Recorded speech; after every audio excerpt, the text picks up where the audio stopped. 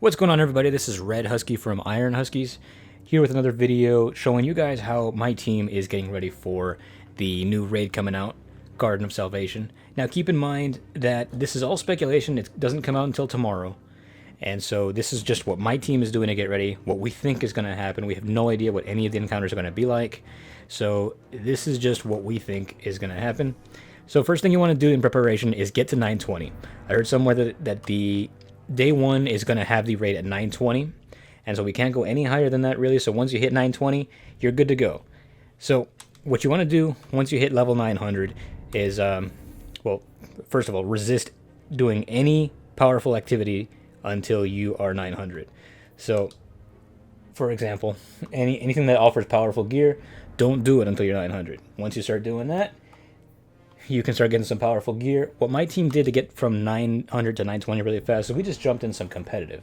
Reason why you want to do competitive is that you not only get the powerful gear for doing 4 matches, you also get powerful gear every time you get to a new rank. And that's true for Glory and true for Valor as well. So I haven't even played a single match of any quick play or rumble or anything like that. I already have 1074 experience in Valor, and so you get powerful drops every time you're going to hit a new rank. So right now I'm at Mythic 3, so if you go from, for example, Fable to Mythic or Heroic or whatever, you're going to get a powerful drop. So in one night of Crucible, I went from a 909 to a 919, basically making myself raid ready. So that's the fastest way to hit 920. And once you do that, next thing you're going to want to do is start focusing on your artifact. Now you should have been doing this all along, but here's what you want to prioritize. You're going to see these little things here called anti-barrier rounds, anti-barrier hand cannon, things like that, overload rounds, and then finally unstoppable hand cannon. Now, I can show you guys what overload and anti-barrier does. We have not seen unstoppable yet. So what my team is doing is we're splitting up into groups of 2. 2 people are focusing on getting these anti-barrier rounds, which is me. I'm worried about anti-barrier, but I do have a little bit of everything. So just in case we're wrong, get one of each. Get an anti-barrier, get an overload, get an unstoppable hand cannon. Alright? So like I said, I'm working on anti-barrier, so I'm focusing everything on auto rifles and submachine guns because that's what I'm going to be using to take down barriers. So, because of that, I have an enhanced submachine gun loader, and then I also gave myself this unstoppable melee just in case. So, I'm going to show you first what these anti-barrier and overload enemies do. So what I'm going to do is I'm going to jump into a Nightfall Ordeal just to show you guys what it looks like. So I'm going to throw overload rounds on my breakneck so you can see what an overload looks like, and I also have anti-barrier on my submachine gun, so we're going in with both. And just for good measure, let's throw on some enhanced submachine gun.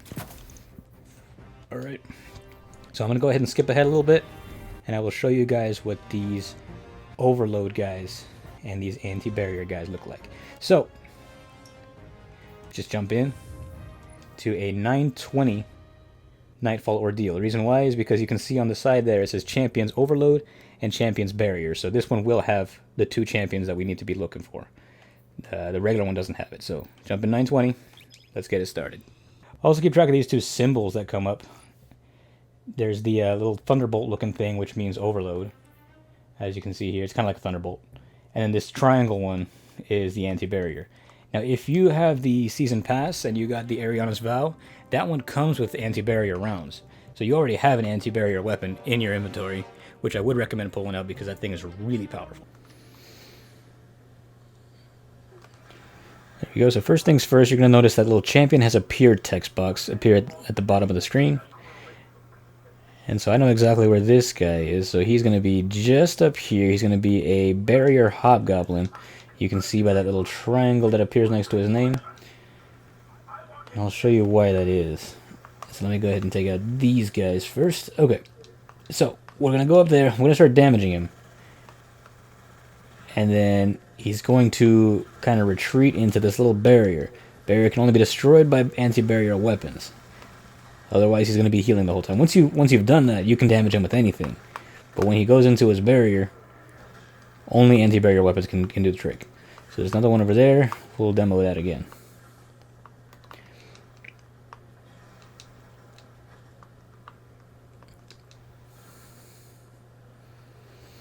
There we go. So it's a good thing I got that enhanced submachine gun loader, because he can still shoot while he's in his barrier. So we want to be able to take that out as quick as possible. Boom, pierce the barrier. Now damage him with everything else. And I got killed by something else. Alright, so that was a barrier champion. Well, those are two of them. And we're going to skip ahead to the overload champion. Alright, so skipping ahead a little bit, we are at our first overload minotaur. And that's him right there. What makes him an overload minotaur is that he basically just charges you the entire time until you hit him with enough overload damage, and then he gets disrupted. Boom, it said Red Husky disrupted a champion. So then he gets stunned like that for a little while, and then you can damage him with whatever you want. Boom, pretty easy. And that's an overload champion. Alright, so now we're back in orbit. So now I'm going to show you what to do with this information. Going back to our seasonal artifact, we just saw what a barrier champion looks like, as well as an overload champion. So if you're the person in charge of doing barrier, you're obviously going to want either auto rifles, submachine guns, or hand cannons. So in this case, really all we're specking for right now is any of the weapons that appear on this tree. So, like I told you before, I'm working on barrier. That's going to be my role, because the way I see it, Bungie's going to pull some kind of thing where they split up, 3 different paths that have 3 different types of enemies. Like maybe 2 people are going to have to worry about barrier champions, 2 people are going to have to worry about overload, 2 people are going to have to worry about unstoppable. So be ready to have to split up like that. Just in case, make sure you're specking for one particular role, but make sure you have all 3, just in case I'm wrong. So if you're a Titan, I really recommend going overload, because not only do you have this option for auto rifles and submachine guns, you also have one up ahead here for void grenades. And if you're a Titan, you're obviously going to be running void because of weapons of light. Trust me, I'm a warlock. We know about this. You're stuck with weapons of light. That's it. This whole year it's going to be all weapons of light. Trust me. All right. And then as for the melee here for unstoppable, if you're a warlock, you're probably going to want to go with this, because you have that little the middle tree, the push melee thing. Or hunters may want to go for this too. Maybe hunters should go unstoppable melee. We don't know. We're going to go ahead and coordinate this. I recommend you also go ahead and coordinate that with your team. Have 2 people focusing on barrier, have 2 people focusing on overload, and have 2 people focusing on unstoppable, so that you can have that as an option, just in case you need to split up into groups of 2. And then finally, one last thing I want you guys to worry about is the upgrades on your armor. See, right now everything is running 2 energy. So using some legendary shards and some glimmer, just bump it up a little bit. Up until 4 energy, it costs just legendary shards and glimmer. Then it starts to cost enhancement cores. And then around 7, I believe, it starts to cost these enhancement prisms. So definitely start farming for those. You don't necessarily have to masterwork everything, but you want to have enough space to be able to, put on some of your better mods, like your large weapon loaders, your rifle loaders, things like that. You want to have as many perks as possible, because you're going to need them. Alright, I would figure Dreamsbane mod could be useful. All this stuff, definitely just ascend your gear, get yourself some enhancement cores, get yourself some enhancement prisms, and just make yourself ready. Give yourself all the perks you want. You want to go in comfortably. So that's what my fire team is doing to get ready for the raid tomorrow.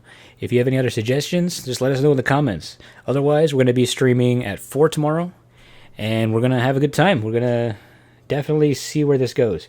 Jump in our chat, let me know if I was right or if I was wrong, and we'll take it from there.